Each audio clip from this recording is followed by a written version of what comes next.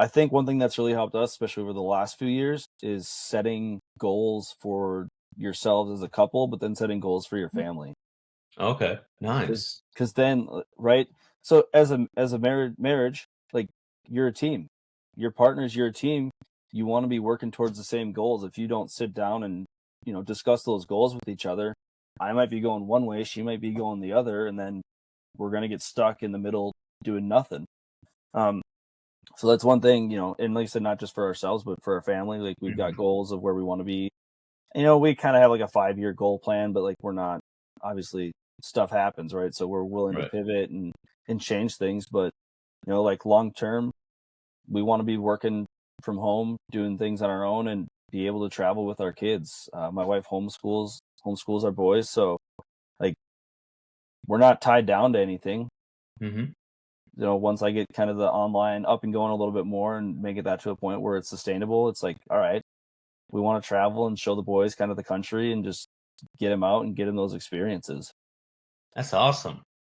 Yeah. Yeah, you're hearing about a lot about that more now is homeschooling, and I can't really honestly fathom homeschooling. I don't have any kids myself, but just the fact of like how much there is to learn. Because I used to work in a school, and there's a lot to learn between math, science, and grammar. I mean, Yeah. history. I mean, it's a lot. Yeah. So like my wife, she was homeschooled growing up. So that it was, Oh, and this was one of those discussions we had before we even got married. So okay. this was before COVID and everything happened, right? So 7, 8 years ago, that was one of the conversations we had before we got married. Was she wanted to homeschool our kids and she wanted to be a stay at home mom. Um, so like we even had those goals essentially before we were married, right? Like her being a stay at home mom, that was new to us. Like we're both we went from both working separately, and then okay, now we're working together. We've got this combined income.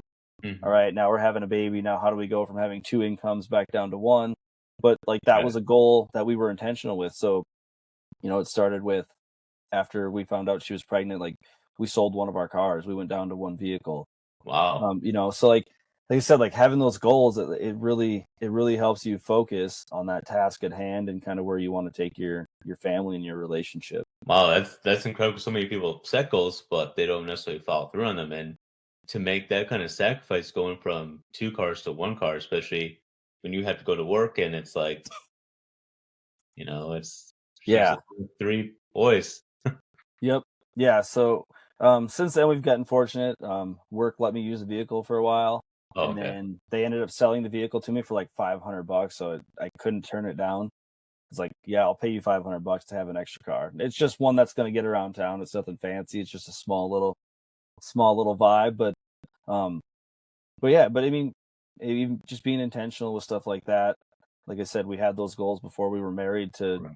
kind of make those things happen. And I think having those goals and talking about them beforehand is why we were able to do it and do it so it wasn't like completely stressful and we're just sitting there grinding by our teeth, going paycheck to paycheck. It's like, no, we had a plan, we were able to execute it and have enough money to save up or cut down on expenses in certain areas that allow us to live this lifestyle.